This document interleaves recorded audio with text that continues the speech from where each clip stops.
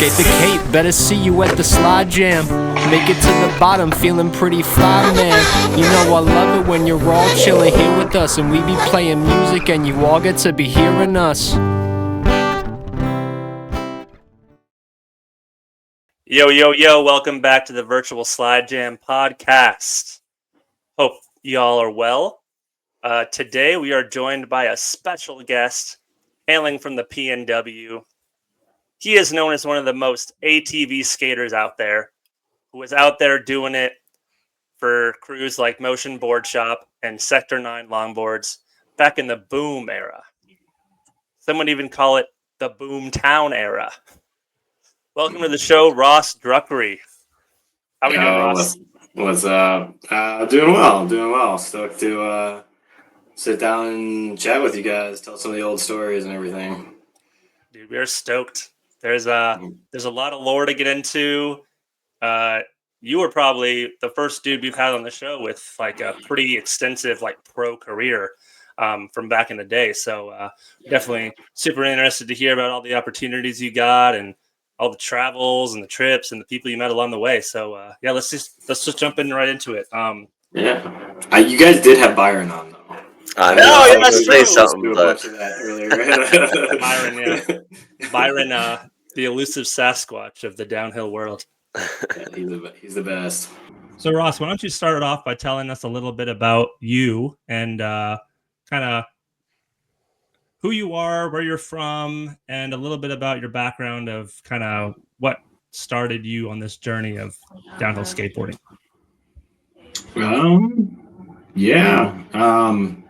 It's funny, I didn't start skating. I mean, I grew up snowboarding, but I didn't start skating until I was like 19. And like, for me, it was finally getting on. I got just like a hand-me-down cruiser skate setup that, a buddy just had sitting around, and I got on and I was like, oh, this has soft wheels and it turns. And then I was hyped because I was never really into longboards that like couldn't turn. And like when I was little, like hard wheels and rough pavement and a bunch of dudes in Jinkos standing around not landing tricks was not particularly enticing. So once I got on a board that like turned and went fast, that definitely sparked it for me. And I was just bombing hills, and I bought like I had like it was a super skinny popsicle stick. It must have been like a 7.5. And I bought some like bear grizzlies and orangutan in heats and had the most outrageous monster truck set up and started bombing hills. And then a buddy saw my wheels and was like, oh dude, you got the O-tangs? And show me some videos, and then it was all over from there. Once I started seeing those old kind of OG orangutan videos and learned about sliding, I was hooked. That was it. What do you think kind of drew your attention from those videos to like that would entice you over like some other person who might not be drawn into that? Like, do you think snowboarding might have had a play in that? Like similar vibes, similar slides? Yeah. I mean, for me, it was snowboarding because like I grew up in Minnesota, and so we had snow all winter, and we didn't have mountains, but we had a ski resort like 15 minutes from my house, and you just lap the tow rope there. But come out here, and I was like, okay, there's big mountains, but then it's expensive. You got to travel to it, all that stuff. So for me, it was like, oh, I can snowboard in my neighborhood. And especially once I found out sliding, because then I was like, oh, you're really snowboarding, because you can do stand-up slides and 180s and whatever. But it was the We Got Them Perps video that really did it.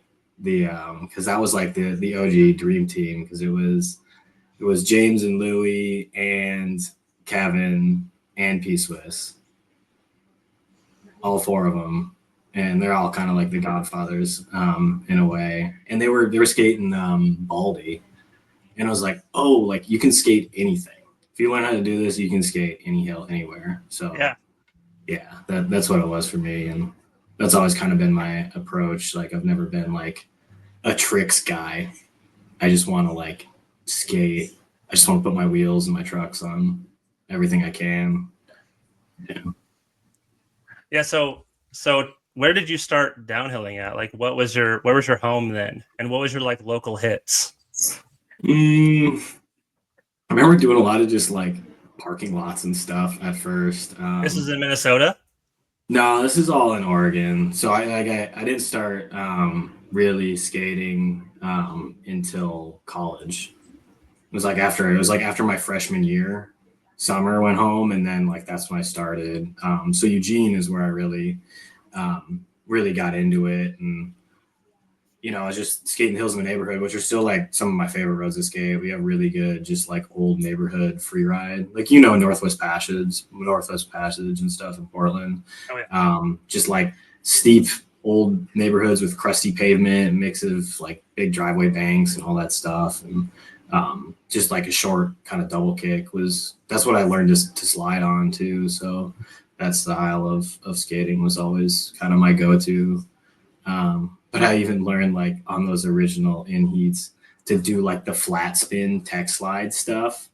And I was doing like 720s on I got an Earthwing Bigfoot deck, so it was like a 10 plus 10 and a quarter wide deck for hard wheels, but I was skating on in heats and I cored those wheels, the first set of wheels I ever had. And, what? Yeah. Did you have the orange ones or like purple or yellow? Orange, yeah. Nice. Yeah. They were good. I mean, there's that happy thing is awesome, so it stood the test of time. Yeah. I went to high school in Wilsonville. So there was some hills out that way. If you know like Hagen and stuff, Hagen is like one of the better downhill runs in Portland area. So like I like found that like the week that they repaved it initially and skated that probably before most people, but yeah, it was funny. I found that and then later found out that a bunch of people were skating it and stuff. But there's like this rock quarry we used to go to out there. That's kind of just had like a long steep straight, and that's where I just kind of learned how to do all the slides, all the different directions and stuff. And about how long do you think that progression session was? Like, tell us about those some memories that really stand out. You just like learning sliding and kind of What was your first slide that you learned?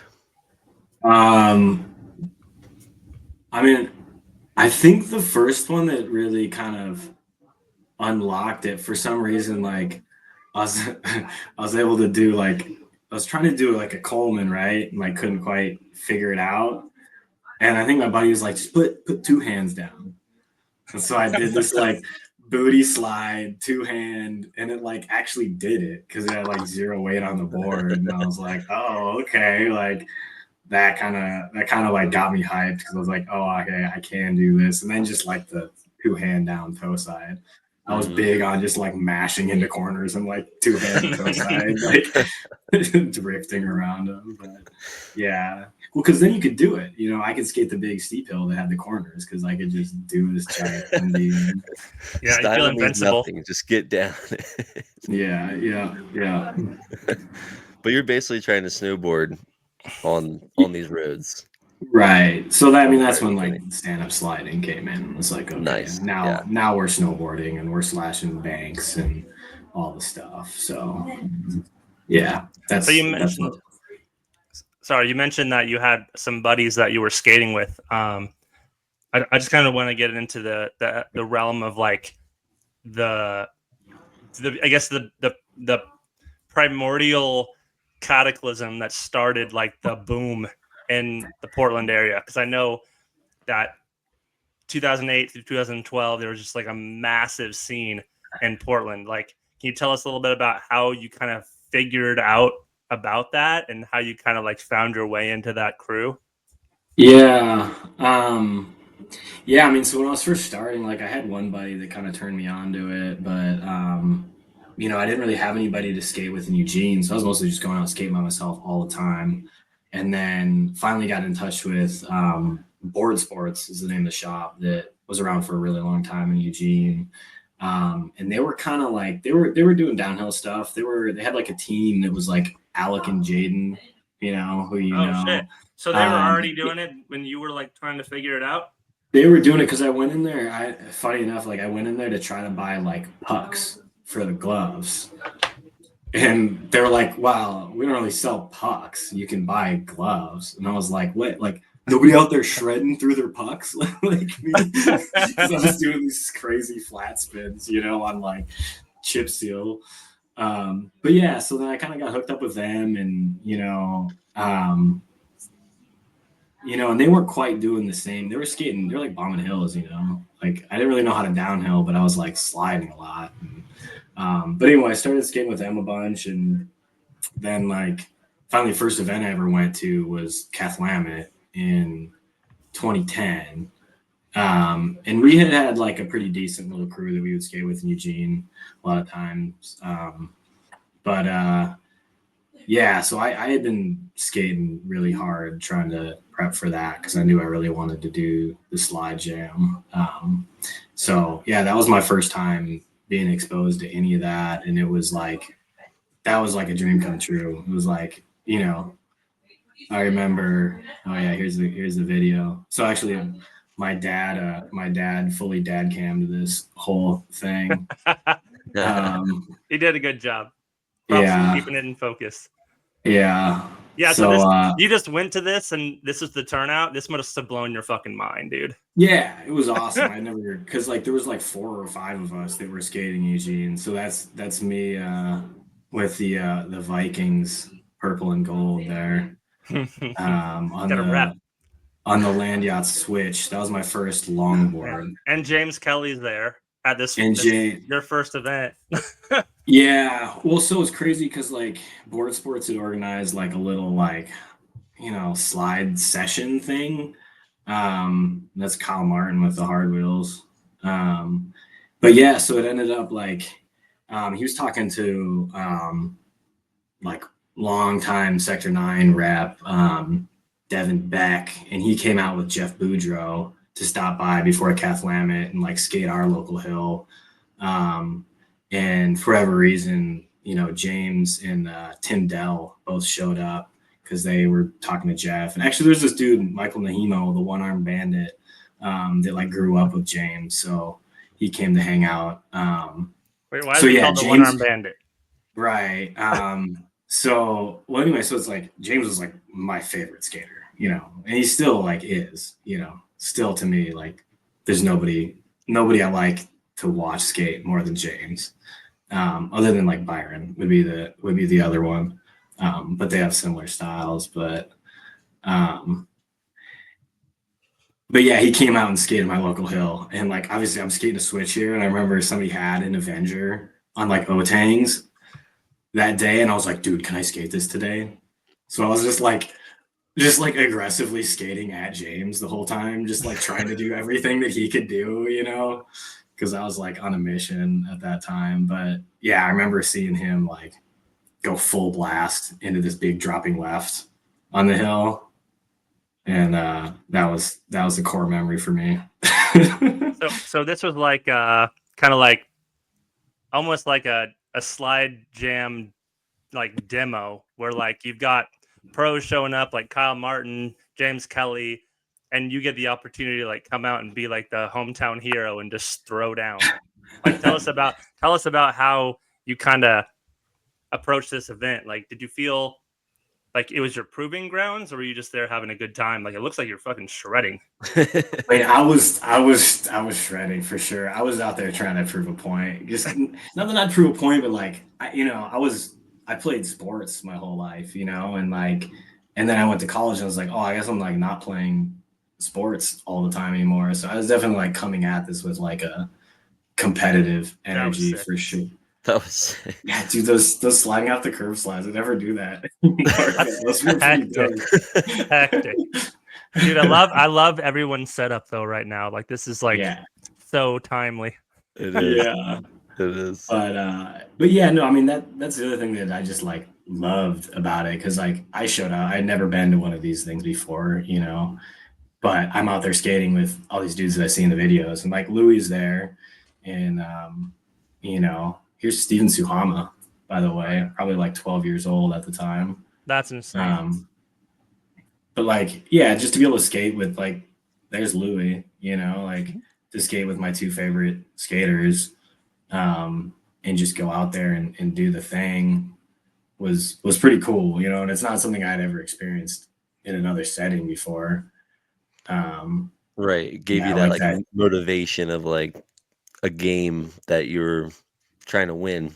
Yeah. Well, it was just like suddenly this giant community of people that were just out there doing it, Suddenly Mhm. giant community. Yeah. Yeah. So that was a huge deal to me. Oh yeah. So here's the longest jump contest on this tiny little absurd kicker. Is this the Tiniest origin jump. of the big air era? This is the first ever big air competition I was a part of, and it's funny, yeah, because like to see all this ramps we built after this, Dude. Yeah. From that so to that the was the mule thing. Is it kicker. was like I got to meet James and Louis, and then I like beat James in this big air competition, and like I remember my fingers were just so mashed because I had this deep drop on the board, and then it's this tiny little short kicker. So every time I went off the board, I was just smashing my fingers on the lip of the jump. Oh, But I was just like, yeah. But yeah, I do remember after this, like going to sleep in the tent and just being so battered and bruised and bloody, but just being like, oh, that was the coolest thing ever. Kath Lament was definitely what kind of did it. And then just all the switchbacks races. At the time too, they were doing these like slide jam series. So I mean, JP was behind Kath Lament, of course, and then he was doing switchbacks races, and him and David Mitchell was kind of more the lead. He's probably somebody that most people wouldn't know. He kind of fell out of the scene a little bit, but just a good dude that was leading the charge on organizing slide jams at the time. And so I immediately came out of that one and was like, well, that was cool. Now I want to do more slide jams. And for a few years, it was just like slide jams. And I was coming at it from a competitive perspective where now I just like slide jams that are time to go hang out. Like the competition is like, doesn't mean anything to me now. But then I was very motivated. And I want to hear about your approach to slide jams and like how you prep for it. Like, were you actively trying to like learn new tricks, or just like kind of like throw down everything you had on lock? Like, what was it like to the point of like consistency versus like bangers that have never been done? Consistency was never like obviously. What I hate about watching skate competitions is like they're like, okay, let's see if I can do this one run really good, and I'm gonna do it every single time. It's like that kills me. It's like, wild. Slide jams is free. You don't have to adhere to like a certain amount of runs and stuff. So me, I was definitely like, I'm an aggressive. I want to go the fastest. I want to slide the longest. I want to do it the most switch. But you can see like even that first video, like I just watched that the other day for the first time and I dug it up for you, and like there was like really emphasis on like combos. I was always like combos. I want to 180 check, then go the other way, and like all that stuff. So I definitely like practice that sort of thing a lot. And then it was like the big air stuff.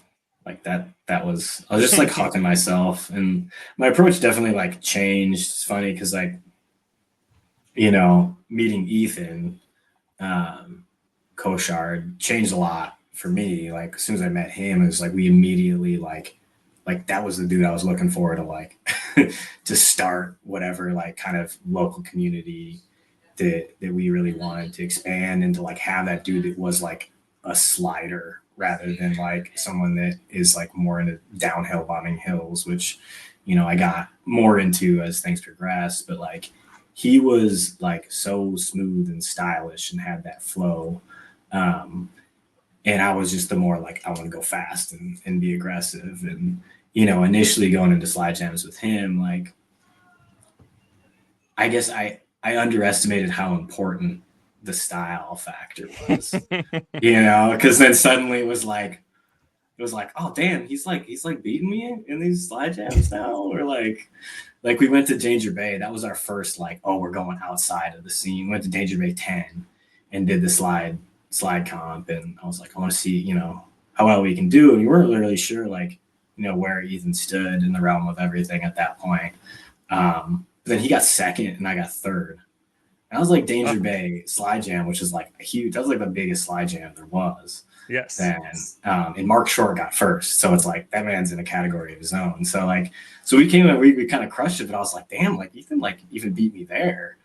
So it really was like, okay, at that point I just gotta go faster. I gotta go more switch. I gotta do all this stuff. And I was like, really, it's like just maybe be a little more stylish.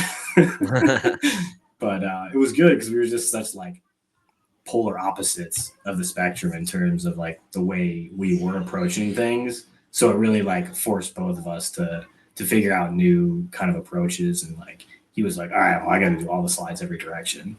And I was like, okay, I gotta like link things better and make it look nice and all that stuff. So that's pretty rare nowadays, like for like the ability to cross train within the same like style of skateboarding. Mm-hmm. Like downhill sliding, like skate park, like kind of nowadays you need to dabble in different areas of skating, but just focusing on like sliding and being able to cross train in different ways. It's hard to find people who are on that same like wavelength, but have such a different variety of tricks and styles. And I think that was a really cool thing about that era is like there were so many skaters who had such different varieties of tricks and slides and stuff how they would skate that you could just find somebody and be like, I want to skate with you. Yeah.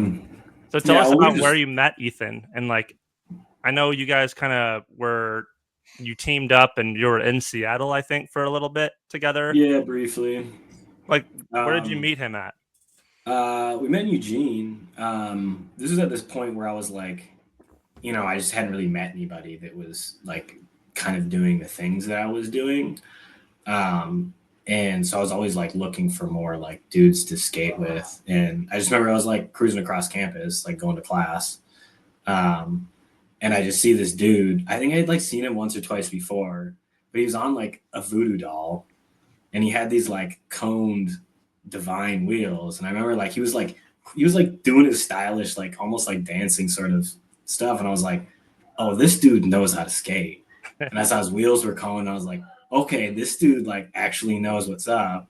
And I think I just like stopped him. And I was like, yo, like, I was like, what's up? Like, you skate hills and stuff. And, like, and that was pretty much it, because I knew the board sports guys at that point. So then he just kind of joined that little crew. And then we kind of created our own thing with like, Carmen. He found Carmen randomly.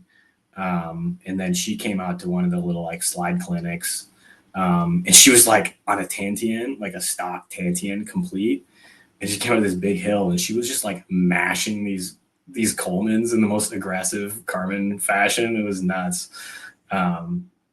So yeah, we just kind of slowly built our little crew. And we saw the events that JP and all them were doing. And like, okay, if they're doing slide jams, like we're going to do 3 slide jams every year. And yeah, that's what kind of kicked it off and doing a bunch of videos. And, we started collecting sponsors. And so we were just really focused on putting out as much video content as we could and bringing that thing to life. And yeah. So can you kind of like paint a picture for the typical session that would happen back then? Like who was there? What was the energy like? Like were people pushing each other while they were skating? Was it just like doing your normal tricks, or is like you were like, let's go to a hill where like we are all challenged and learn some shit? Yeah, I think we mostly skated a lot of the same steep straights, and yeah, I think we kind of pushed each other to try new things. But it wasn't like a competitive atmosphere then. It was just like we were all doing it together, and we'd always go exploring and finding new hills and stuff. But yeah, I mean, it would be like, Ethan and I, and then, Carmen started showing up a lot. Alec and Jaden would show up there. Alec would show up and just do like full straight bomb to the bottom and do one slide, when we were all doing our twirlies and whatnot. And never change, Alec. Yeah. And there's this dude, Chris Shuttleworth, who is just a fantastic trombone player now. But he was a really good skater, and he actually he would skate downhill and race on a schlongboard, and you take you take a popsicle stick, park deck, or he had old school deck too, and you just mount the trucks on the front and the back like a slalom deck. Oh wow! On the And tails, he was really fast on that, and he was a pretty good free rider too. But yeah, and then we kind of started getting hooked up with motion, and then Nate would just come down a lot and film with us. Yeah, I definitely remember the first time that Ethan and I went up to Seattle, and Nate just kind of toured us around and treated us like we were royalty, even though we felt like what I mean, we were just doing whatever and skating all those hills, and yeah, it's pretty cool. And we actually got Nate and Ethan were both out at the gym last year. It was pretty cool. It's the first time I've been in the same place with both of them at the same time for many years. So yeah, it's pretty cool. That must have been a fun energy. Yeah, good homies, good energy. A lot less hair on Nate's part. Yeah, he had a fucking mop back then. He had long hair. Yeah, gotta that was Nate. Use it while it's there. Uh-huh. So yeah, okay, I guess I kind of wanted to know what involvement you had with Motion Boardshop and what it was like becoming part of the Mobots crew. And what is a Mobot? A Mobot. That was just the name they made up. I don't know. That was before me. But yeah, I mean, a lot of it was just they had resources in a way that board sports didn't. Board sports was super supportive, but just having Nate as the homie that was always down to film, and helped make stuff happen, and they started making Omen trucks. Trevor Preston was making those precision Omens on the back of Motion, and so they got us riding those, and I don't know what. I just with trucks is I'll just feel like trucks for the most part, so it didn't really matter. But I remember we made this stupid flat rail that was a ride-on flat rail, and remember getting these new Omen trucks and do Omen truck testing and grinding them on this stupid with a longboard on this thing. We did a lot of kooky stuff, but it's funny what got attention back then, and the things that got us all connected and hooked up was you look back and this is kooky shit. Well, that's I think that's the real shit though. Everyone's doing the same thing. You're whatever, but if people are doing some fun shit, it's outside the box. You're oh, I want to do that. That's new. Yeah. But Motion was cool. I mean, and then we both we moved up there and lived up there for a while and worked there, and it was cool. Seattle's fun, but it's expensive, and it's just a huge city, and if you want to actually skate downhill, gotta go really far. Yeah. Right. Lots of sidewalk slashing and shit. What's that? Lots of neighborhood slashing and stuff. Yeah, and might get some haters, but dude, freeriding in Portland, it's 10 times better than Seattle. Sorry, Nate, but it's just unique and different and interesting. Where Seattle's just a grid. It's all the same. I think Portland is very tech, and the majority of the time you're just dodging chunder patches and sliding over shit and dodging cars, and it's this is the shit.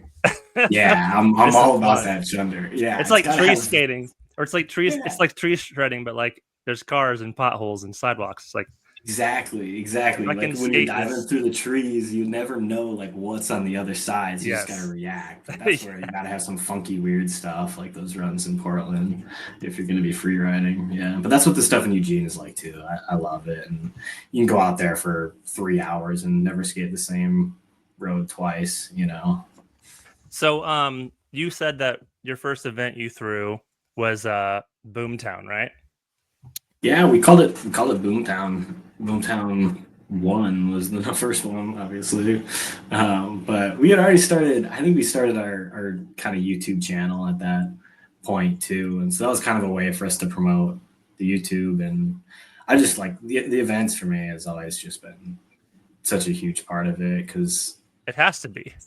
yeah, it's just to have that community with it, and it's like especially like running events, to be able to like put all the work in, get the people there, and then just to see the smiles on the faces and all that stuff was like, yeah, that's what it's all about for me. So yeah, there's Ethan and I doing our things.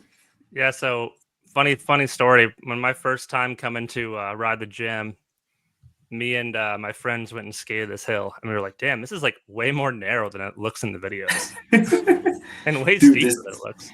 Yeah, it was a good one. I mean, if you want to go, oh, there's the flying orgasm. Oh.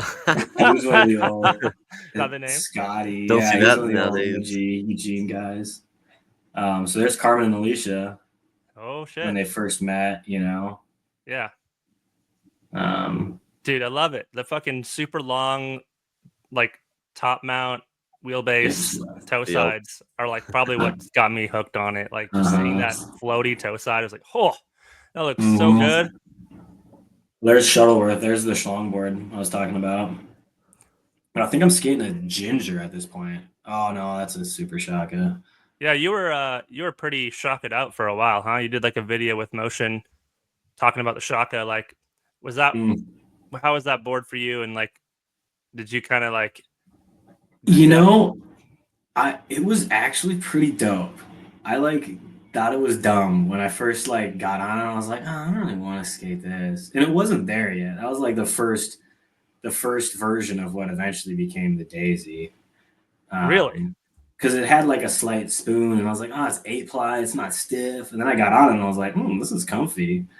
It didn't have that much concave, but it had like just a little bit of flex that actually felt really nice for, you know, free riding and the stuff that I was doing at the time. And then they did a mini Shaka, and that was like better concave and, you know, stiffer, but it didn't really come together until the Daisy, which we all know is the best.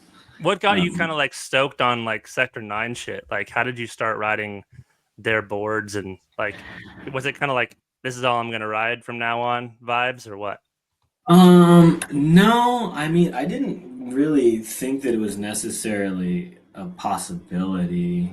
I had, well, because I met Boudreaux, you know, they came through and he gave me his card, you know, it was like that either when they visited or at Cathlamet, and he was like, oh, let's keep in touch. So I like pinned that to my wall, and I was like, all right, here we go. Like, Cool. But I didn't actually think, like, I had, I don't know how, somehow I'd like, somebody started giving me, Brian Holden sent me ABAC wheels. Probably just because I maybe sent him a video, because Mike Benda, you know, and Mark Short were skating those, and that was like all I wanted to do, and just do what they were doing. And I was talking to Les when Les was at Rain, and it was like, you know, it's like going to be a thing. I was like, okay, like Rain and ABAC, that's what's up, you know, like that's what those guys were skating, and it was like going to be a thing. And then we posted this video of me just hitting this little like 4-foot wedge kicker that's in this video. I like sent it on that, like over the hood of somebody's car, and then forever, then everybody hit me up, and I was like, okay. But like, yeah, and then Louis called me, and I was like, all right, well, it's Louis, you know. You know, I can't, like, he's the guy, you know, like you can't say no to that. So that's what it was. And obviously you always wonder, like, well, what would have been different if I had gone wherever, like land yachts, like, you know, but like, I don't know, like those guys are cool, but it wouldn't have really been my vibe, you know, like, you know, it would have made sense in a lot of ways, but, you know, just being like separate from Sector down in Southern California was like kind of a lot of distance. But nah, I wouldn't change it, man. Those guys are the best. And you know, I still talk to Louis a lot, and yeah. I feel everybody. So were they throwing numbers at you? No, I mean, it's all flow. I mean, but there was a shitload of product back then. Like everybody, you know, it was the right time. You know, so much of it is just luck and the time. You know that, you know, like I said, like I was like doing slides off of curbs and like Right. hitting a wedge kicker and going like 20 feet. And they were like, we got to send this guy product. Where now, like, I mean, I was doing stuff that most It was people gnarly. weren't doing though, Yeah. sliding at the time. I was like, because I saw and I was like, nobody's doing switch toe sides. I'm gonna be the switch toe side, you know. Uh-huh. So It's a hard trick, man. It is. Especially it's back awkward. then. I think it's definitely awkward. I've been trying to figure them out, and I think park skating has kind of been helping me because I learned that if you want to learn like a backside 180 or a frontside 180, you really just need to like put pressure into your front leg. I've been trying to dial that in with switch toes, try to have more like push out with my front leg to like kind of keep that in control. I think it's just a matter of time to like get that shit down now. Yeah. Like a 10-year battle to learn that shit, get it dialed in. But you know what I did was with snowboarding, I just made a rule for like a couple years, I think, where anytime I was on a groomer, I would ride switch. So I was just always doing those because it's the same body mechanics with your shoulders and your hips. And that I think made a big difference. Just made you like. But I definitely like beat myself up doing those things. Did you have like the penguin stance feet set up with your bindings, or were you more like directional forward? I was probably pretty symmetrical at that point. Now I ride very directional. I'm like a 21 -6 now, so I'm like very like as much longboard stance guy as you can. Yeah. What longboard feels more like a snowboard to you? Is it the trucks out all the way to the ends of the boards, or is it more like a double kick? I'd say double kick. Yeah. Because then you just have way more leverage that you really can like, I can slide every carve on a double kick because it's small and it has that just kind of agility to be able to do that. But at the time, that's one of the reasons why I like loved that landing out switch because it had that color like the swinging gnar hammock because it just the angles of it, the physics of it really like swung to the side and then you would feel more like a snowboard, Right, just like edging out that little bit of a carve to slow yourself down. Right. I was riding a landing out switchblade with Indy 215s for a while, and I was like, oh yeah, this is it. That'll slide for sure. Oh yeah. So you got this video that we kind of like want to show here, and I don't know if this is before or after you kind of got on sector, but I think it's pretty cool. So I wanted to show like you were definitely an ATV. This might have been a little bit longer into your career, but like you had a sick team of riders you're shredding with. Now you made it to sector 9. Like, what was next for you? I mean, it was, I don't know, like I said, like initially it was like all about competing and trying to be the best at whatever. I mean, and then I went out and got smoked on the race circuit. So I knew like that wasn't my thing. So then it was all just about like traveling and skating and finding gnarly roads and like hanging with the homies. Like this road was incredible. Yeah, wow. And it never got unfortunately became a bust, but this isn't like Grants Pass, Oregon, Southern Oregon. Yeah. And this is probably like this left slide here is like maybe one of the longest, like like how long of a required pre-drift is needed. But there's a video of like all of us skating this hill. It's like it's pretty fun. Is that squad video?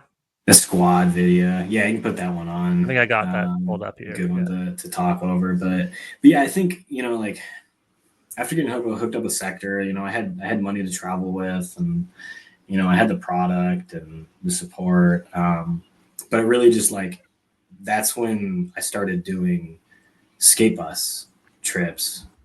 Tell us about how you kind of locked up with that one. Like what kind of introduced you to the opportunity to be on the skate bus trip? I don't remember necessarily the first one. I do remember meeting Casey at Switchbacks and being like, oh my God, that's Casey Morrow. He's a pro, because he had like an East Side deck at the time. But I don't know. It just, they were pretty open about like, if you want to come, because they needed money. you know, they need people to pay gas. Like that thing sucks gas. So, yeah, I just like, you know, once I got on that bus, I was like, well, this is the way to travel, you know, and Casey's incredibly influential to me because he could skate everything, you know, he kind of like embodied that skate everything that, you know, we like talked about a lot at the time. And, you know, we're traveling, we're stopping at all the good skate parks. You know, I didn't know how to skate a park at the time, but, you know, I learned. And, you know, I wasn't a good downhiller necessarily, but I learned, you know, because we were skating that and we were, you know, sure, I did a lot of free riding stuff on a lot of the downhill stuff at the time, but like, you know, you learn to skate everything when you stop at everything on the road. And Absolutely. Skate bus was the best way to live. It was, yeah. I definitely it was the like best times in terms of skateboarding life. I became such a better downhiller and park skater because of skate bus trips. Yeah, absolutely. Yeah. Like, I mean, it's what I don't know that I would have, because, you know, when you don't know how to skate at a skate park and you're like already an adult, like it's pretty intimidating. You know, you're going to feel like a kook. Yeah, this is one of my, my favorite videos. Was an opportunity to like go out and like figure it out and learn the basics. And I mean, I was working at Tactics too, and we had a mini ramp. So that's where I really learned how to do the basics, you know, while they were building WJ. And then so whenever WJ came out, I was there a lot and I was filming skateboarding for work. So I was like at skate parks a lot. You know, and eventually the skate team manager at Tactics. So I spent a lot of time traveling and filming and skating with like pros and stuff while I was there. So that, you know, just kind of gave me all the time, you know, and the experience to really learn how to skate, you know. Now I don't do tricks. I just like to grind as much as I can. Yep. But yeah. So yeah. What are some of your like favorite memories from skate bus trips, or like what's the craziest or most terrifying memory that you have that comes to mind when you think of trips in that life? Dude, I don't know. We had some times with Cole Kurtz for sure in Arizona. Yeah, I mean, I think like the ones that kind of stick out too are just like the kind of on-site stuff. Like we just like Casey, take the wheel, take us wherever. We didn't know what was really happening. He just took the reins and like we like wake us up at like 2 a.m. Like, oh, we're at the top of this pass. It says like a 6% grade for 8 miles. So you guys want to skate it or what? What a G. We're like, so just like all these random mountain passes that we would skate along the way, and just like, you know, it was technically an RV, so we could drink in the back. So it was like rowdy in the back of the bus in the night. Remember like we went to this one time. We started the trip by going to All Star Liquors on the border of California. Like first thing we all got, there's a bunch of pictures of us with like all these freaking half gallons and stuff. And then just like Carmen threw the cap of the whiskey bottle out of the bus. And then so we just obviously had to finish it. And then we was just like turned into the most horrendous shit show. It's a good place to do it, though. What's that? It's a good place to do it, though. You know, get drunk at home, and when you're on skate bus trips, you live on the bus. So yeah. But well, Alec like peed out one of the front, you know, like the top little like slider windows, you know, in there, like out of the top of that, and it just like sprayed everybody in the back of the bus. And then that's why we installed the pee funnel. I'm glad, because I've been on some trips with other buses and RVs, and they're just like, we don't have a pee funnel, piss out the window, and that's just how it is. I'm like, haven't you guys been doing this for like 10 years? Like, why don't you guys have a pee funnel? What's going on here? You guys are blowing it right now. Yeah. An amateur hour. Yeah. But these were like, we did this trip like multiple times where it was the best trip of the year. It'd be like 2 weeks, early May, where we'd go down through California over to Ditch Slap, and then up through Colorado and then Utah as well. This is Lookout, where the old Buffalo Bill was. This video is pretty much like, I think, amalgamation of the the first 2 trips I went on, like all these spots I've been to on the same tour. Yeah. So we did this, man. I did this every year for quite a while. Yeah. It was the best. What age were you during all this? Geez, what year was this? I was like maybe 23, 24. Okay. Early 20s. Perfect. For sure. Yeah, perfect. Yeah, the golden era for having So you because started I had longboarding at 19, and then 4 years later on the bus, 6 or 9. Yeah, it happened pretty quick because, like I said, like Yeah. it wasn't like skating was at a lower skill point, So like if you just like worked your ass off back then, you could make up ground pretty quick. And Yeah.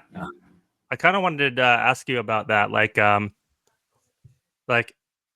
when the boom kind of happened, like did progression kind of just like explode, or was it just like the ones who are hucking it down the hill the hardest, like not giving a fuck about their health, the ones who are like making a stand?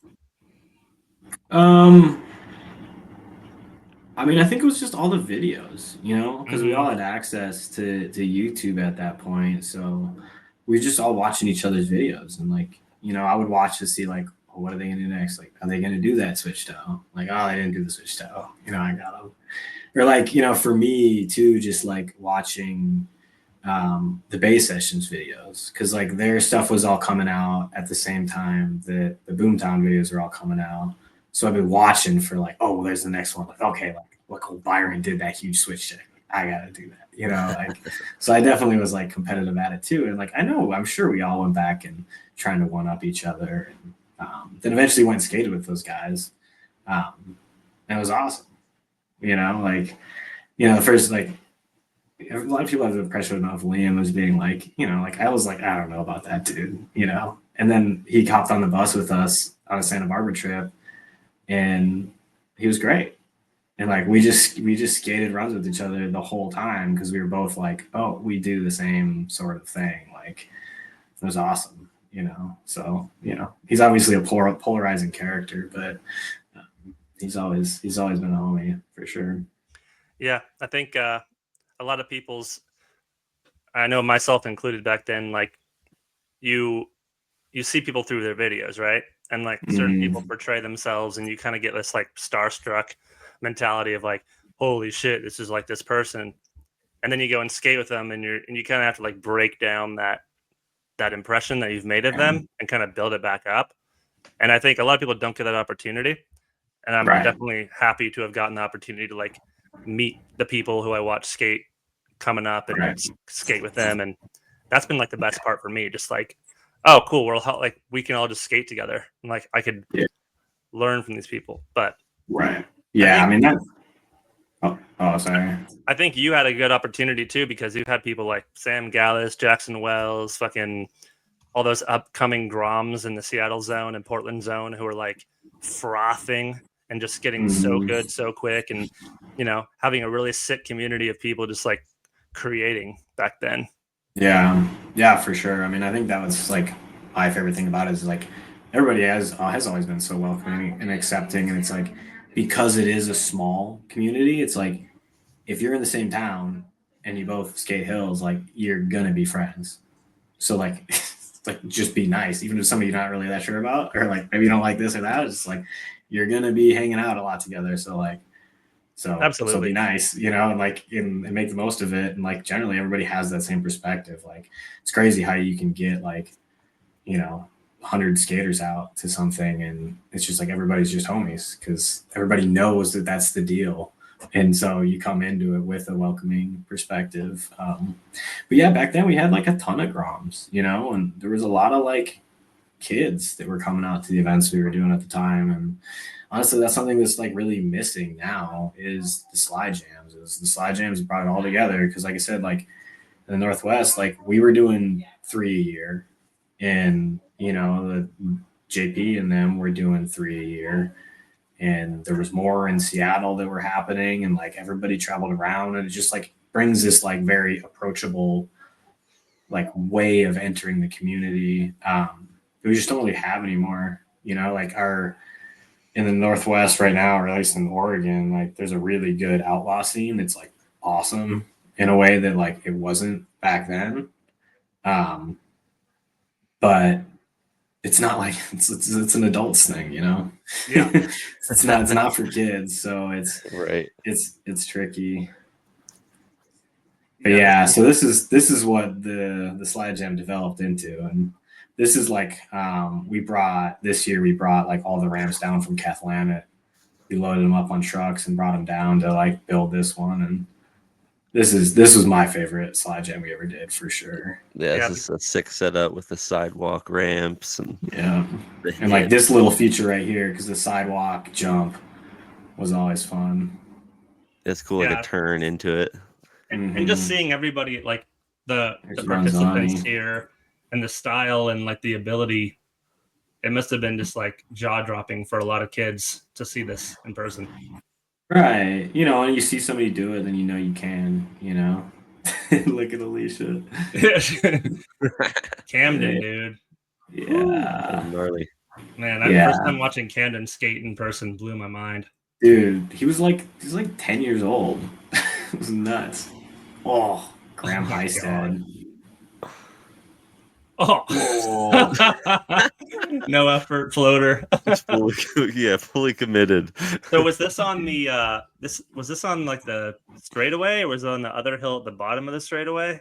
This is the straight right here. Okay. All the ramps and stuff are on that straight. So this is like above, and it turns. It's like a right turn, and then this is the steep straight here. Wow. Was this before or after downhill disco started? This was after disco. Yeah. Okay. So yeah, we I would go down to disco every year too. That was a big deal for sure. That's where we started doing like the crazy big air.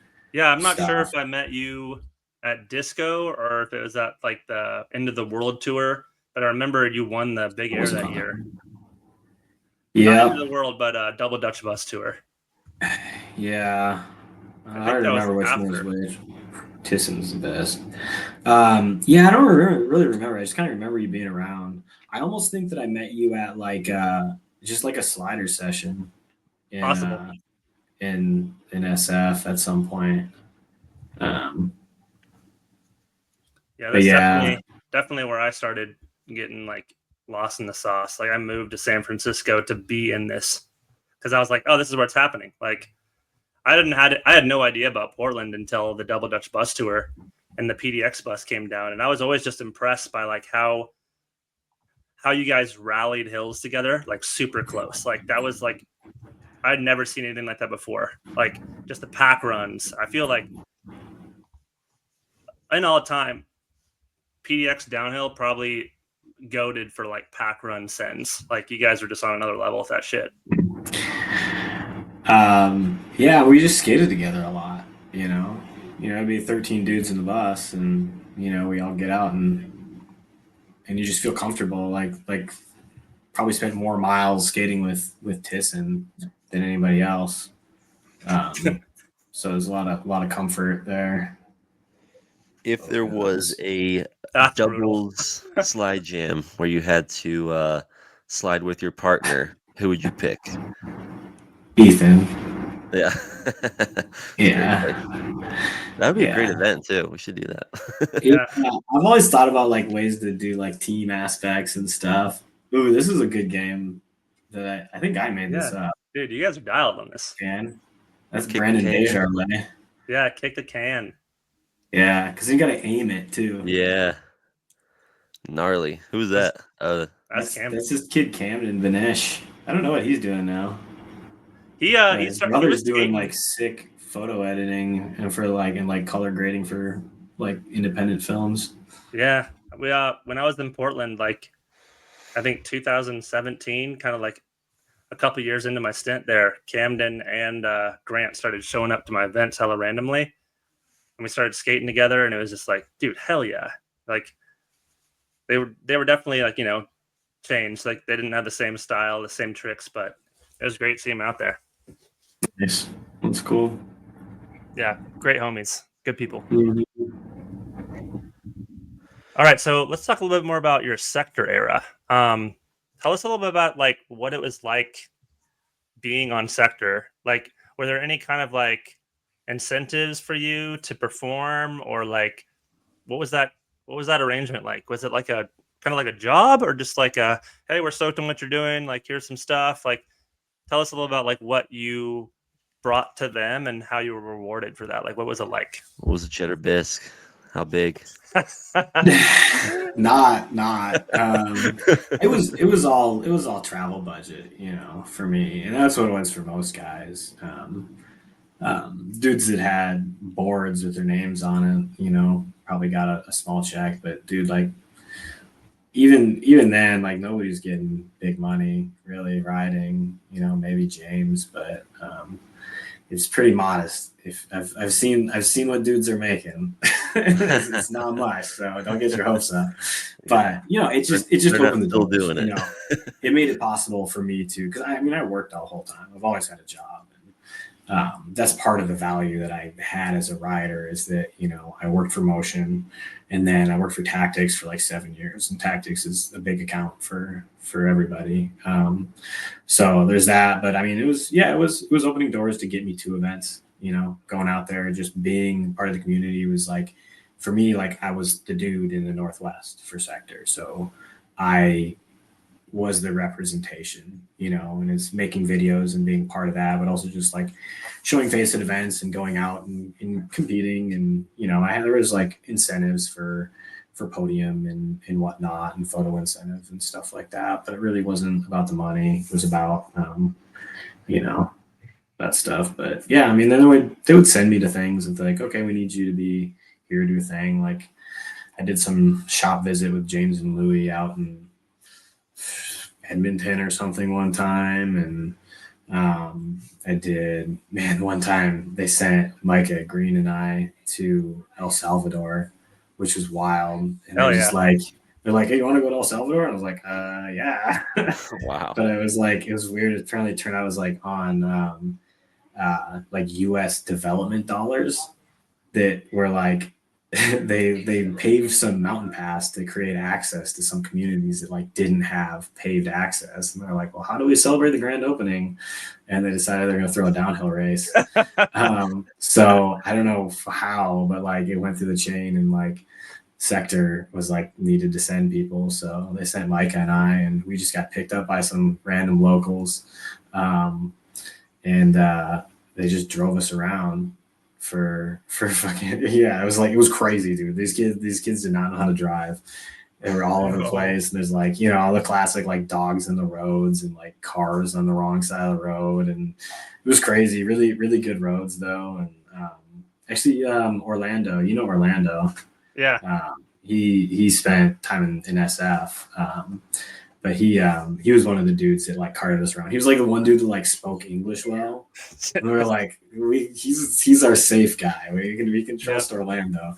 But like the dude that was like the guy who owned the skate shop, his son was like driving us around. That dude was like on another planet. But yeah, I mean, it was cool, and it was loose. It's not like you need this, that, or whatever, it was like you're our dude. And so we did some trips here and there. We didn't do as many team trips as I would have liked, maybe, but we did quite a bit. Got to spend a lot of time with Victor Earhart. That's rad. Which is pretty special. That dude's a legend, and yeah, was lucky to have gotten to know him and travel with him. Actually, one of the best sector trip stories is like there's this mountain pass, Mount Lemon, in Arizona. It's like 9 miles or something like that, like crazy long, like marathon downhill run. And Victor's supposed to drive the RV down, and we're like at the top waiting. You're just waiting for the cars to go, so there's like enough of a cushion, and we're all sitting there. Next thing we know, Victor's just pushing into the road. No helmet. For guys, if you don't know Victor, he was like, guy, when it's like late 70s at the time. And like he skates with his little like dog in his hands and stuff, but yeah, he's just pushing into the road, like he just leaves us all, and then like somebody else has got to drive it, and then he's like holding up traffic, and it was like this whole fiasco for like a 9-mile downhill run. Wow. But it was like the dude wants to skate, dude. He loved it, man. It was awesome. Yeah, I mean, I can't imagine dropping into a 9-mile bomb on sighting without a helmet on. Right. I mean, he's going like 30 miles an hour too, Chill. just like sitting on one knee, Yeah. But Dude, yeah, we gotta have more victors. Maybe we'll be Victor one day. can only hope to. Oh, Yeah. damn. Good goal. Graphs. Yeah, this is This the is really- Devil's Gamble tour. Yeah, this is like the last team trip we ever did. Yeah. These are the boys. Adrian. Love that dude. Yeah, we went from San Diego, I guess, to went through Vegas, had a night out with Vegas Mike skating garages. Yeah, dude. Dude, the squad is and so good. The squad though back then, like the sector squad Oscar. was goated. Oscar's the man. Like, and then Jimmy's just such a character. what was the vibe like between like the sector tours and like a skate bus tour? Were there similarities or was it very different? Yeah, I mean similar for sure, but it's very different because we're working, we're out to skate, but like we got to get the footage. Right. So, and that's what it's all about. Obviously, it's very loose. Yeah, here's Vegas Mike leading us in the garages on our light up wheels. We got to film the whole time. Where with skate bus, it was like, I would film and like, I was always trying to get clips, but it's different. Obviously we had a good time here, and Louis on the camera, so I don't have to worry about it so much. But yeah, you're out to film a spot. You're sessioning corners more than you are just like shuttling runs. Yeah, but this is good times for sure. But then we took this out to Devil's Peak. Yes, Devil's Peak. I'm bummed to miss that. You going to the Park City event that Rolo's throwing? No, I wish. Oh yeah, there's my highlight of the trip. Give this man a beer and a skateboard and watch what happens. Yeah, I'm like, oh, we're drinking beers and chilling. I don't need a helmet. Wow. So this is Braffs, eh? Yeah, it's brass.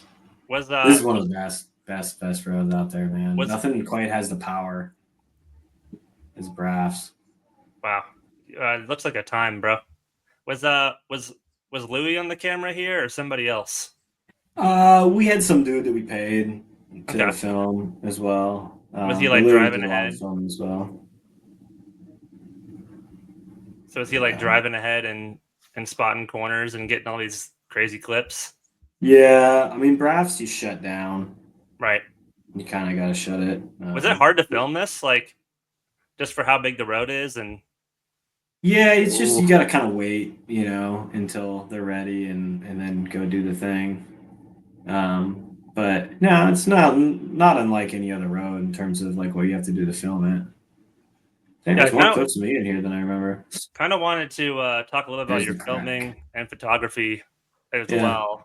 Like you've definitely got some of like the best onboard filming that we've seen to date. What's your mentality when going and filming a video? Like, do you have kind of shots in mind, or you just like carry the camera and just try to get in the shit? Like, what do you do to like make a good video happen? I mean, I think it's variety for one, and like just we're almost like wobbed out, dude, going like 65 on symmetrical trucks. My trucks were not ready for it. I can't imagine many people were on split degree trucks back then. Yeah. But yeah, I mean, I've filmed way more videos of other people than of myself. When I've gone out to film a video part, I've generally had ideas of spots and stuff that I wanted to do. But yeah, it's just like you follow the rider, what the rider wants, and then find ways to make it look interesting. Follow is definitely like a huge part of that. That's the most interesting thing. You can have as many set beautiful shots as you want, but it kind of gets old. So it's always just focusing on the action. I like to have multiple people going when it's downhill. But for like street skating and stuff, like the spot, you figure out what's the right angle to show this. Is it fisheye or is it long lens? I like shooting fisheye in general. for street, especially. I like doing the camera, the single flash and the motion blur as well. Oh yeah, the bomb out at Rafts. This is like the sickest thing. This is like the best part of the whole road. Oh, double kick. Double kick. Yeah. It's so rough. So sick.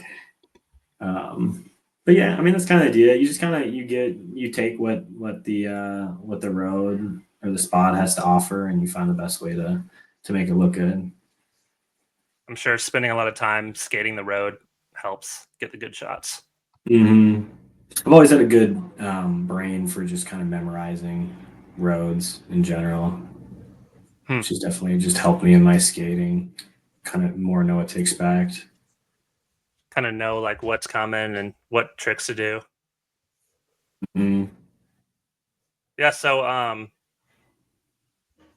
mean, you've probably been on a lot of these cool trips where like you just have like a goated team.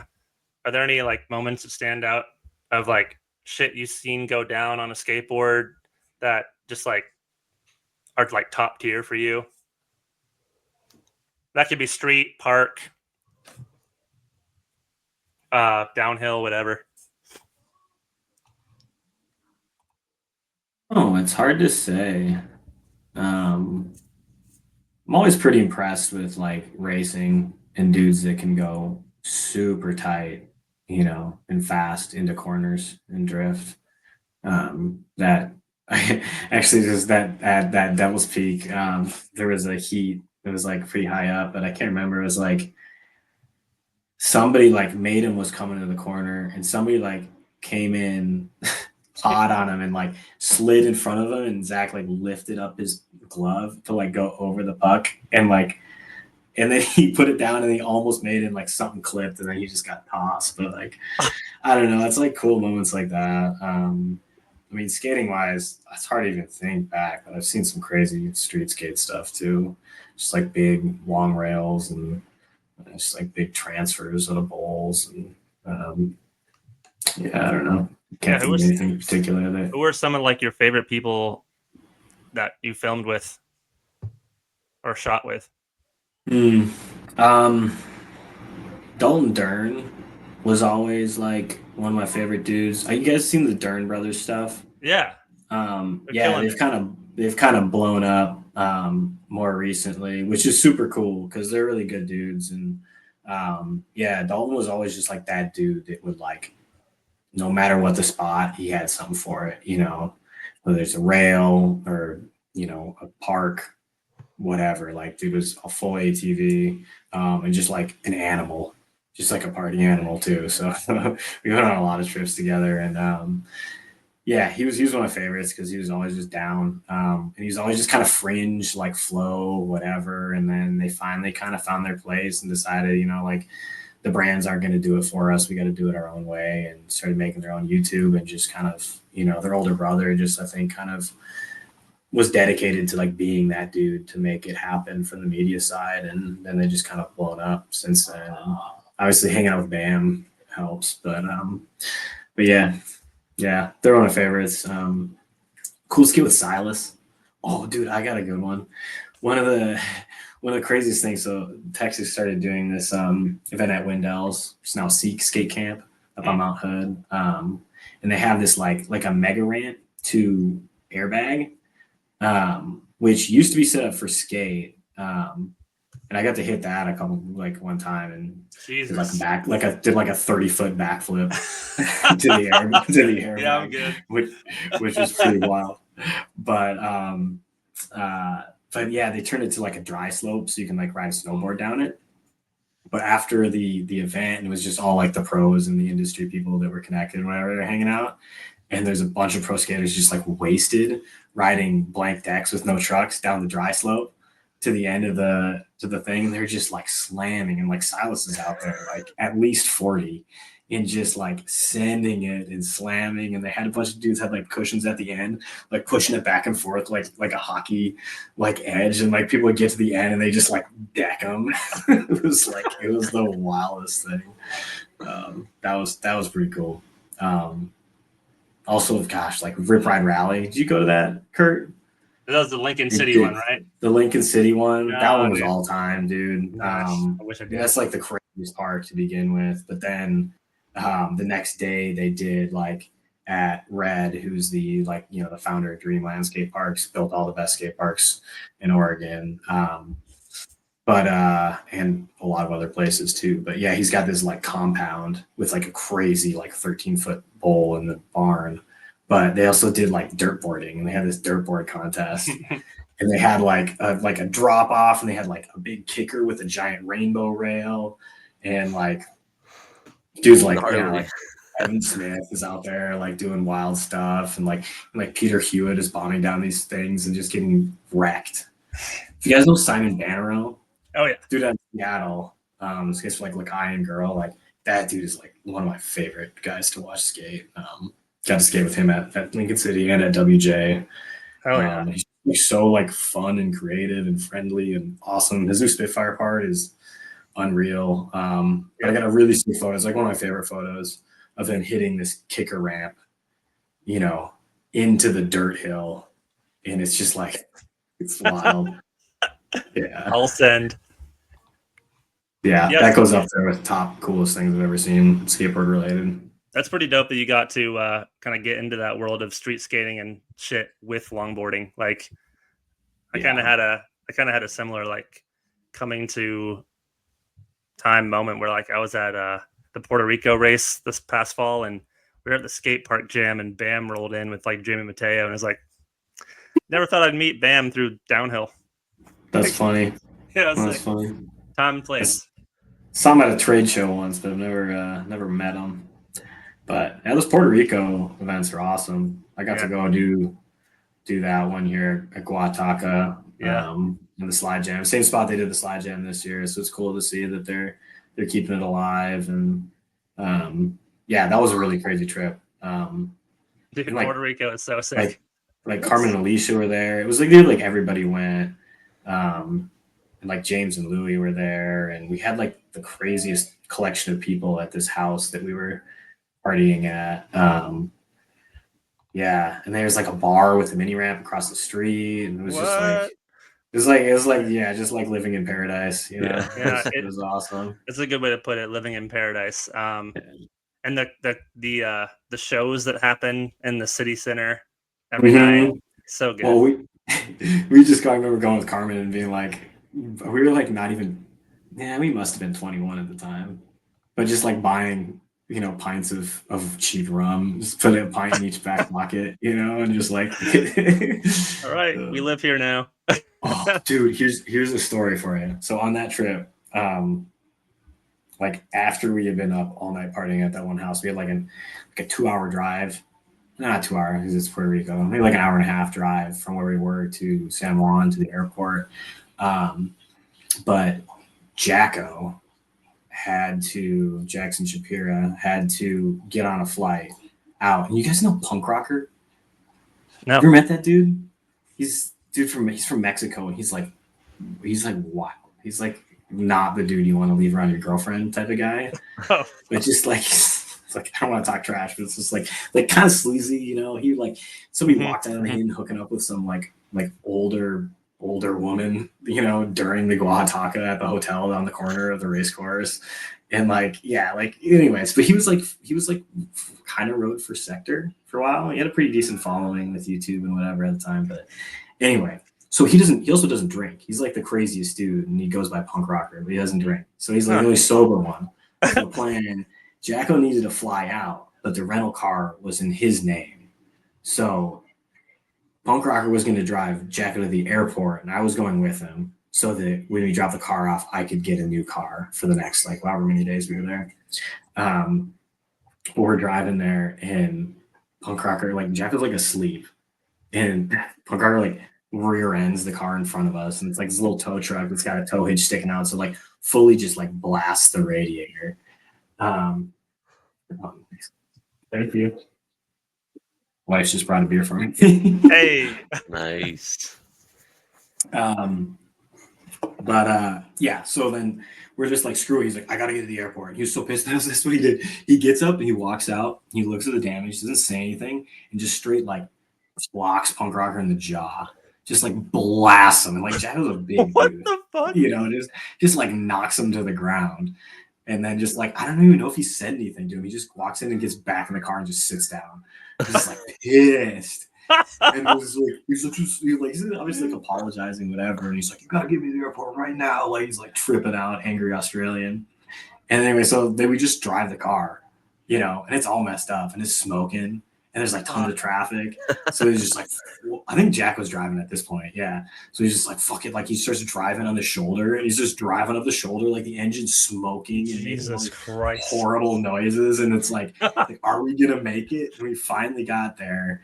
Your problem now. I gotta go. Yeah, we finally got there and like dropped off Jacko and it was like, is he even gonna make it? Like I was like, I'm out of here too. Like got to the rental car spot and like got my own car and let Punk Rocker figure it out. But luckily he was like, it was okay. I think they had insurance and like didn't turn out to be anything. But I can't imagine driving in there with this smoking vehicle. And you know, luckily he spoke Spanish, so I'm sure that kind of helped. But like I had some similar experience in Puerto Rico. Here, PR is a place for stories. Absolutely. Yeah. I've my wife is half Puerto Rican. Her dad grew up there, so we've been back a few times since. Nice. Yeah, it's pretty awesome there. Yeah, I hope to go back this winter. It was a good 2 weeks for sure. Yeah. All right. Well, let's end this thing with a couple more questions here. Is there a dream spot you've always wanted to skate but haven't gotten to yet? I mean, I've gotten to skate a lot of stuff. Never really gotten to skate Europe. Never been to Europe? I was able to finally get there on a family trip last year, but yeah, I haven't skated Europe, so there's like a ton out there that I'd love to experience. But yeah, and just like all those like islands, like the Tenerife and all that stuff. Yeah, that'd be kind of up there. But as far as like US and I still haven't actually skated North Carolina. Really? Yeah. I've got family out there, so I've been out there a bunch, but it hasn't just like lined up to be able to like go do a skate trip there. So yeah, that would be probably number one on the bucket list. I hear there's a really good Halloween party at a gas station in Asheville. I was trying to go out there this year, but unfortunately it's not lining up. But that would have been time. Yeah, someday I'll get out there while my legs still work. Yes. Let's get into a little bit after skating. So when downhill started to slow down, like what was going through your mind? Like, were you surprised? Did you see it coming? I mean, yeah, it kind of made sense. I mean, they were just dumping so much product everywhere. You know, it's like back then, like everybody was sponsored and everybody just had so much extra product that it was like, you know, nobody really needed to buy at full price. So they kind of like did it to themselves in that perspective as well. But I mean, events are expensive. So sorry if you can hear a wailing child in the background. But yeah, I mean, the events kind of started to fall off just because, like, I mean, like JP was losing money on Calf Laminate every year and putting so much time and love into that thing. And I don't know, moved down to LA and did the marketing for Arbor for about a year, and that was in COVID. So that was crazy big then. But then obviously, like, all the kind of consumer goods have fallen off of the giant surge. So I don't know. I mean, it's just different than it used to be. I wouldn't say it's really fallen off. I think it's just kind of refocused in terms of like now, like the events I do now, like nobody really has sponsors. Everybody's ripping, but like nobody really has sponsors, but it doesn't matter. Like no one's doing this stuff. I don't give away a bunch of stuff, but yeah, we don't put thousands of dollars into ramps. No. Like this was the peak of it, but man, we spent a whole week out there building these things. Thousands of dollars in these ramps and just like, you know, then you have to store it. JP's still paying to store these ramps. Like 10 years later, he's still doing it just because, I mean, luckily he exited the skate industry and then got a real job where he's making real money and he can afford to do that. But Yeah, it's just like it became difficult to get the money because Arbor was paying a lot for a lot of this back then, and Caliber. But Yep. yeah, it just I mean it makes sense. It's different now. It's harder to. I mean, there's the thing is that you buy a longboard. Everybody, our whole downhill stuff like is funded by longboards and cruisers, you know. But there's only so many people that want them, and they last forever. Most people buy them, they don't really use them that much. So you get like thousands and thousands and thousands of using units out during COVID, and then everybody has one, or they can find one on Facebook Marketplace. Right. And that's Really, what people usually I love to just do. read something that like there's more skateboarders than ever, but like skate shops are struggling because the gear just lasts so long, and your buddy who doesn't skate gives you the longboard, the Sector 9 board that he had in his garage for years. So Right. Well, and it's all bought online too. You can buy cheap Chinese crap that'll last you if you're not really skating that hard. mhm. Right. People aren't doing this anymore. They're not rifling through gear because they're shredding wheels in a session, unless they live in This was Malibu or nuts. North Carolina. That's gnarly. This was the craziest big air. Yeah, that we gap is did. no joke. That is a big gap. I think it was like 35 feet is It's- what the winning jump was. Wow. So we were Those all numbers. like right around 35 feet, over 30 feet. Hauling. TJ. Yeah, but yeah, I built this ramp. This was all my design here. Beautifully done. Yeah. Because Wow. at Disco, we were just hucking it flat the first couple of years. It was brutal. Brian Yeah, Bishop. Brian wow, Bishop. damn. That must have been a gnarly battle. Yeah. But then the local homie, TJ Swinkles, that just random dude that beat both of us. So, Yeah. Dude is Gotta a get the gnarly local. dude.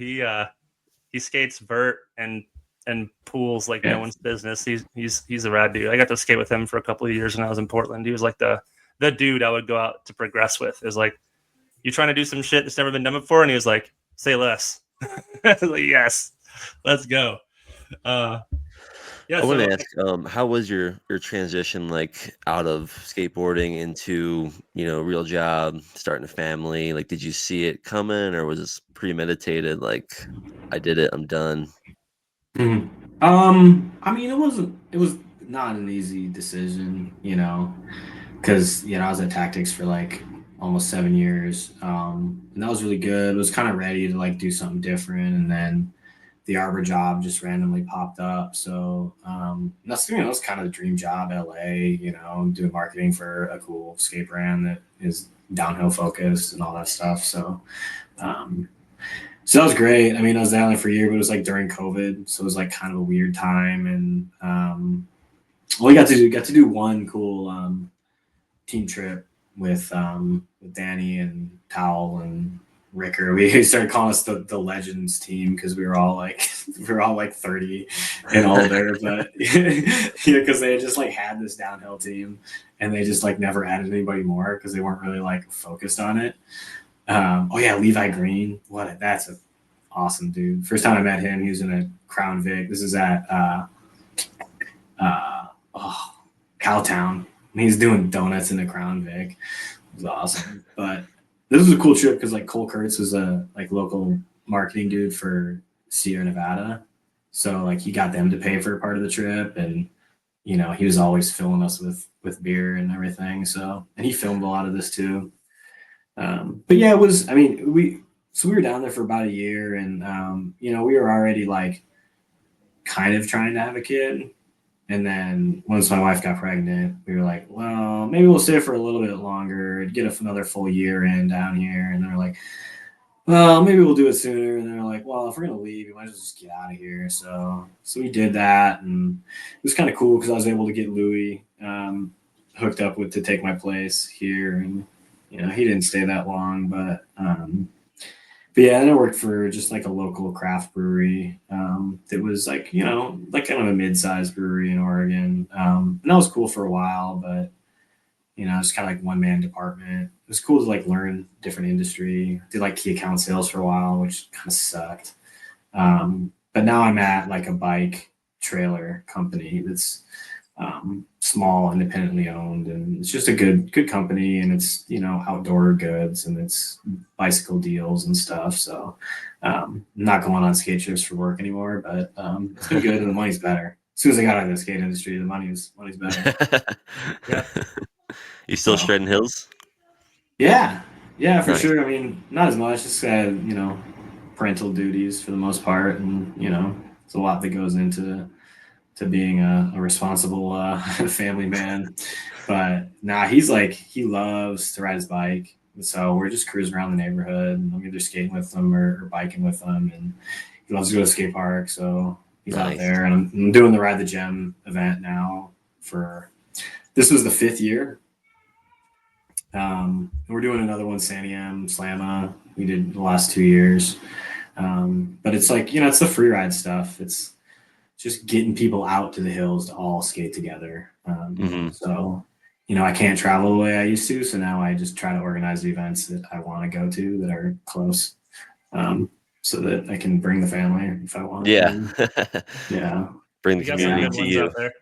Yeah. And Ollie, my kid too, is like at the gym is amazing this year because it's like we just like him and the dog, we just like let him roam, you know, and there's like 50 uncles out there that can all just like point in that direction. He's just hanging out with different groups and just palling around, hanging out in the front of the U-Haul, going up down the hill. Like it's really cool to see that, and everybody's been so awesome with him. So yeah, it's great. There's a totally new scene now, but it's a good core group of guys, and they're all dedicated to going out and doing it. You know, they see each other all the time, and you know, even like this year, like JP and Casey, even Pat Haluska came out. John Huey, he took a bunch of photos that I haven't seen yet either, so we'll see what his photos look like from the event. Still But editing. it was cool to have all like the OGs that, like, you know, open doors for me, and then like some of the guys that are my age that are still out there doing it, and then this whole scene of like 20 somethings that's out there now. It's pretty cool to kind of stay connected and see how it's all evolved. And then Absolutely. Do you sizzle find yourself like missing the old days and like the old crew, like as you're still hosting events? Like, does it feel different now and you're kind of like okay with that, or does it feel like, oh, is it still worth it? I mean, sometimes, yeah, I miss the old days. I mean, the time, the like the early Boomtown time when we had that core group here, we were skating all the time, and we were doing weekly sessions, and you know, the skate bus trips were just, it's the best. So yeah, I mean, I obviously miss that. I miss traveling and seeing new people and new roads, but it's the scene is different now. Like I said, it doesn't have the sponsorship backing, but it doesn't really need it. You know, everybody just learned that this is what they like to do, so they're going to do it. And if they got to pay $70 for a set of wheels, and I guess that's what it is. But luckily, I got a back stock that keeps me going. I don't skate that much too, so I got a lifetime worth of urethane under me. Nice. Yeah, I would say that like the vibe nowadays as compared to back then is more like, if shit blows up, we'll be here. We've been here, and nothing's going to change the fact that we love this shit, and we're going to still do it. I do feel like I would love to see more like putting slide jam people on the pedestal and showing more clips of that, and seeing more like competitions like we're doing with the virtual slide jam. I think there's still some people out there who aren't being seen and are pushing that element of it. And I do want to see that continue to grow and become like bigger. I agree. It's tough though. It's tough because, you know, It a lot of the is. events are slide jams or races or free ride, or not slide jams, they're like races or free rides. So Yeah, that's what I was saying earlier too. It's like the side gyms were such a crucial part of bringing younger people into the community, specifically, or people that are new to it. And you know, because the gym, I have open invite to everybody, and there's some people that, you know, are lower on the skill level, but it's like it's an adults event, you know, for the most part. And yeah, we need the slide jams to bring people back. I've been really wanting to do one. I just don't have a good spot for it anymore. That old road we used to use is just covered in houses now. right. So that's not really an option. And it's just, I don't know. I always wanted like a slide jam hill that was like a good hill. Right. S3 was know? pretty good. they're always just like crappy little hills. But you know what? You take what you get. But Nate up there in Seattle is doing weekly sessions at Kiss and Tell, which is the spot where we did a couple of Boomtown slide jams. And he's doing, slide school sessions weekly too. So he's got 2 nights a week where he's doing slide jammy sort of stuff. And we get a lot of people from Seattle that come down to the gym because he's stoking that community. We just don't really have much in Oregon that's kind of for the entry level. So I'd love to get a slide jam going. I'm just not really sure. I would connect the dots on where to do it. And I only have so much energy and I put a lot into the gym. So there's that. But Switchbacks is back. It's open. Yeah. After like 10 years, I went up to do the opening session, opening race on Go Skate Day this year. That was pretty awesome. And like all the OGs came out. And there's some younger, kind of different folks there too. So yeah. I mean, I think I told you a while back when you were trying to figure out like I want to make stuff happen. Like, what do you like? How do I do this? And you were like, I was like, just do it. Like it doesn't matter if you really know how to do it. It's all it takes is just like the effort and the commitment to like make these things happen. Like if you build it, they will come sort of strategy. And you went and did it. You did a bunch of stuff, and you're still doing stuff all the time. It worked. I think one thing I kind of realized, like kind of later on into the game, was like that no one else was doing it, and I realized like, damn, like I need to figure out a way to like inspire the next generation to kind of like pick up the mantle and do the stuff too, like inspire the Groms to want to throw events, and that's something I felt like didn't really connect, which is a bummer. Yeah, well, I will say that I think you revived the Sizzle Dizzle Outlaw. I think you did it. I remember you boiling hot dogs out there one year. And guess what? Mike Wagner and Jordan. Oh my God, I hate that I'm missing this name right now. Jordan. I'm missing it. Jordan. Eric Huang. God, I was confusing with Jordan. Mike and Eric are out there doing Sizzle Dizzle Outlaws for the last couple of years. I'm going out there this weekend. So Hell yeah. I haven't been back to a Sizzle Dizzle since like 2019 or some shit. It's been a while. I think that event was really fun too because like we had like the Chinese downhill at midnight, the waterfall hike, like dude, yeah, that Chinese downhill after like hours of danger stick. You're like, Casey, are we skating yet? And he was like, no. Yeah, that was that was one of the first events where it was like our crew, it was like all of us, we had our regular campsite, but then there's all this whole group of like younger kids that showed up that had their own campsite. And like, why are they all down there? Why are they all like camping with us? And it seems like now kind of experience our vibes and get in the skate bus and go do the midnight runs that were wildly intoxicated on a road that's like easy 50, easy rip and grip in the dark. Like you don't have to try hard to go 50. I remember like those first couple of years of like introducing the skate bus culture to like the newbies. There was a lot of like diversity there. They were like keeping their distance, not really like coming on the bus. And when they did come on the bus, they were like, "Oh my God." Well, why is there a dildo swinging from the ceiling? Why isn't there a dildo swinging from the ceiling? Why is there a Donald Trump made entirely of buttholes? I think nowadays though it looks like the people are camping together more and they've kind of like come together, which is dope. Yeah, it's definitely like that whole younger group of dudes is really kind of taking hold, and they're running Sizzle, and they're skating together a lot. They're going out to Mackenzie a lot.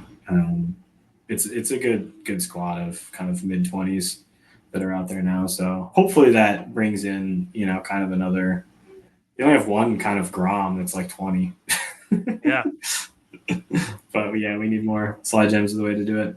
Yeah, and I mean, I think there are ways. I think it might take a little bit of effort, like talking to neighbors and letting them know that shit's going down, and some road closed signs, maybe some collaborating with people who have done it before, and just the want to do it, which I don't know if like the Portland scene really has, but Hey, Seattle's right there, and they got I think they got a slide jam at they got a couple like path race and path events going on this summer. Yeah. So plenty of Yeah, opportunities. they're killing it, and it shows because the people are showing up. You know, they're traveling all the way down here to come to my thing, so it's working up there. We don't really have a shop that gets behind it down here necessarily, so Right. that's part of it. It's in his marketing budget to do that, you know, because it makes him money. I think But, we Nate don't has have a good anybody. idea.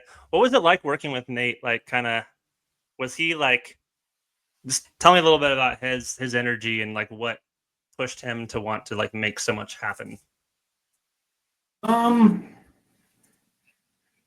think he's like always down.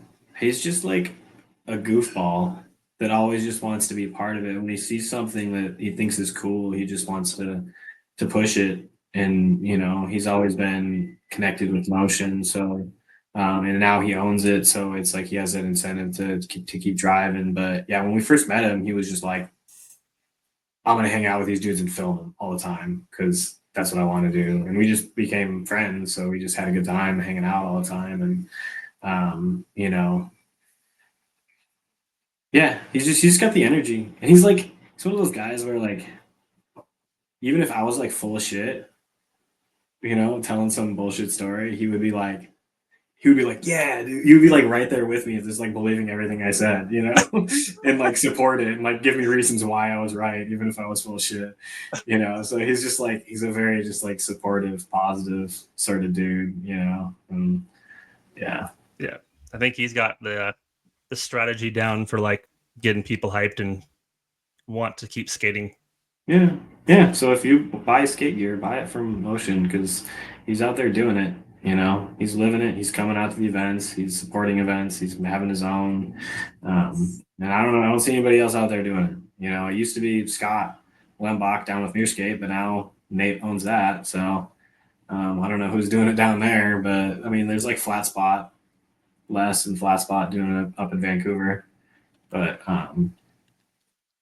far as the U.S., I don't really know anybody else that's doing it.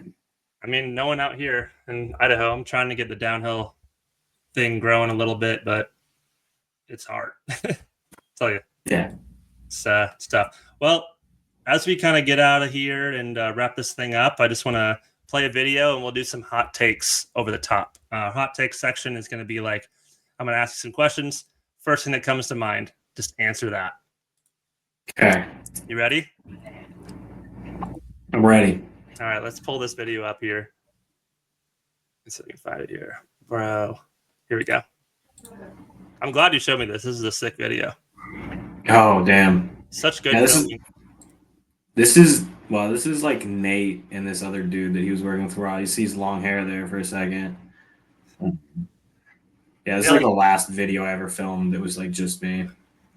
This would be if this is a virtual slide jam entry, this would go hard as fuck. Like just the amount of different locations and different tricks and yeah. I mean, this is like the amount of tricks and spots that show up in this video is like on par with like street skating spots. You just don't see this stuff anymore. The effort, the spot selection. Yeah, I definitely went for it with this one. That was like Slug Wars at the beginning, which I'm sure you've seen a lot of. They do like races and stuff there all the time. Epic. And this is the neighborhood above it.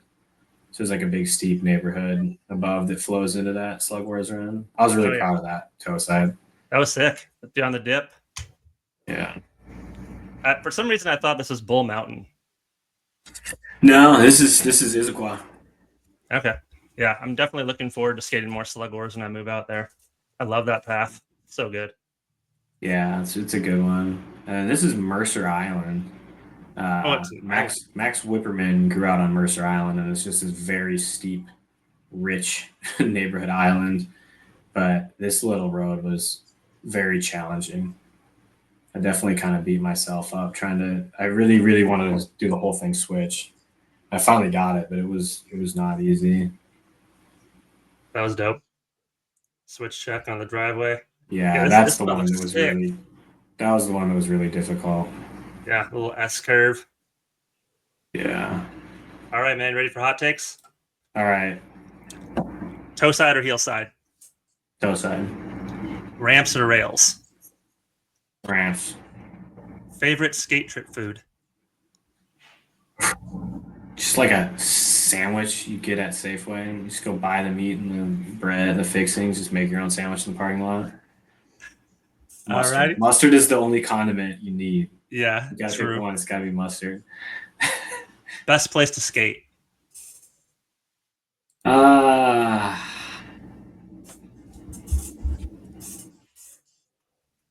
Tuna. That's a hard one because there's a lot of variation. But tuna's pretty good. It's good. Skate park or hill? Hill. If it came down to it, yeah. Do you crumple or roll your toilet paper? Oh. Does that count as rolling? Yeah, that is the right answer, I think. My 4-year-old would take toilet paper and he just mashes in this tiny little ball. I was like, how are you going to wipe your ass with that thing? What are you thinking? Disaster zone. Soft wheels or hard wheels? Soft. I can't. I mean, they're both just such different applications. But if I had to pick, yeah, soft wheels and hills. Favorite Duro? 75. Oh, Softy. Butter. Peel. Pain lines. if you could live anywhere, where would it be?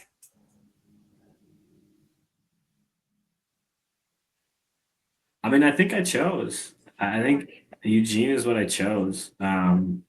There's probably other places internationally, but this is where the family is. It's where I mean, it's great skating. You know, mountains. You can get to the ocean easy. It's got it all. Hell yeah. Longboarding or downhill skateboarding? Downhill skateboarding. Is longboarding a sport, lifestyle, or an art? I think it's a toy. It's just a plaything, and so I guess that makes it an art because everybody does it their own way. But it's not that complicated. It's just a piece of wood with wheels. Actually, look at that. It's a piece of wood with wheels. It's just we like to have fun. Who would your ideal sponsor be that's not a longboarding brand? Bar S hot dogs. Committed, dude. The man is committed. What's the kookiest trend happening now? In skateboarding? Yeah. I don't know, man. I don't have a lot of kooky on my radar. It just is what it is, you know. It's a good answer. Yeah, it is going to be what it is. Whatever What that about may be. weights on boards? I feel like it's all developed into its own thing, you know. Yeah. I mean, we were doing kooky stuff back then. It was cool at the time, I guess, but What's the Yeah, kookiest thing you've ever seen? kookiest thing I've ever seen. Ooh. I don't know, man. Oh, dude. I don't know. This is gonna get some unnamed pro who was mentioned before. Just rocket blast bumped me into somebody one time, and like he was in full leathers, and we were playing second place race at Tepe, and I was like in second place, and he like full bumped me right at Chubbs or whoever was in front of me, and just like almost killed us. Super kooky.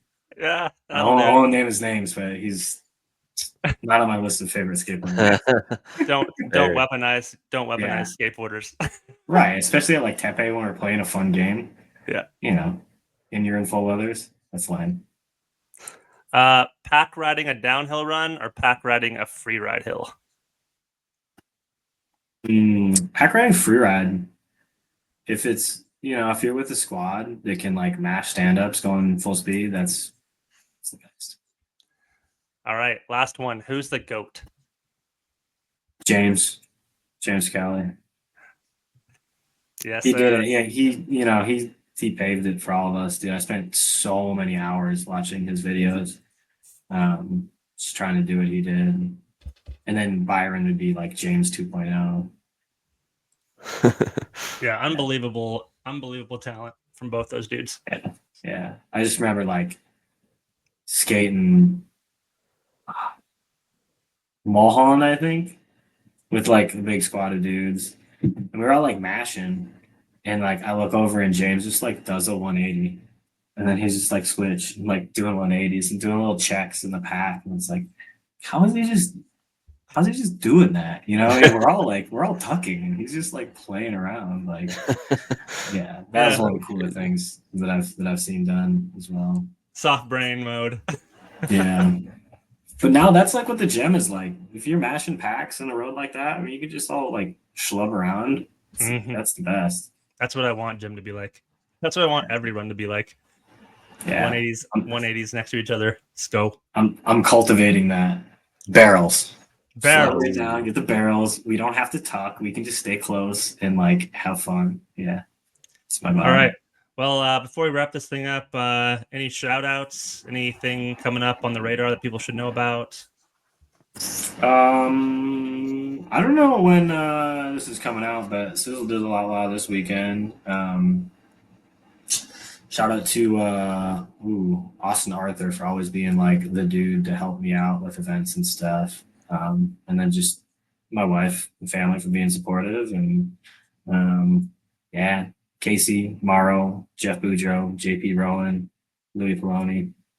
Those guys all made it possible for me. And also Ethan, obviously, we've talked about. So Hell yeah. those are the ones that were, made it all possible. From the outside looking in, I think those dudes definitely like made it possible for lots of people. Yeah. And the sport in general. Yeah. Yeah. I was lucky to be close to them and be around them and be influenced and learn from them. Yeah, man. Well, you were a welcome addition to that squad for sure. Well, dude, great to meet you. Hope our paths cross somewhere on the West Coast. Yeah. I can't make it to that. What's the one coming up that Ryan Farmer's doing? Hoopa. Yeah, Hoopa. That looks really fun, though. I've heard that road is super, super fun. So if you can make it to that, make it to that. Okay. Good and Ryan's busting his ass to do a really expensive event, and they have like hot spring showers and like crazy. It's like it sounds really awesome, the facilities that they have there. So if you can go do that, and they're doing like entry by the day, which is super cool. So go support that. Hell yeah. I got one last hot take question for you because I saw you're a surfer and a snowboarder. If you could only pick one, would it be surfing, snowboarding, or downhill skateboarding? I mean, it's got to be skate because you just do it everywhere. You know what I mean? Yeah. You're very limited with You where wait you for have to have snow to ride a wait for snowboard. waves, You know, Yeah. you can ride a skateboard on dirt if you want to. But yeah, you can do it everywhere. Like skate parks are just you can just go to the skate park. You don't have to have a squad to go skate a hill. You can just go to the skate park and skate. And there's always people there to skate with. So that's kind of the best. Or you can hike hills, which I don't do as much as I used to. But yeah, skateboarding's the best. Snowboarding is the best feeling. I can be snowboarding all the time. You can do so much more. You can huck your body, so it's the best. Surfing's too hard. It's really cool, but it's so hard. I tried. I couldn't really do it. Really? Yeah. Well, Hell yeah, yeah. man. Thanks for sliding through, Ross. It's been a great interview and stoked to hear all about you and your travels. And yeah, man, thanks for being part of this community. It's rad to have you. Absolutely. Thanks for giving me the chance to relive the old days and let me ramble. Anytime. Yeah, absolutely. Have a good one, guys. You too.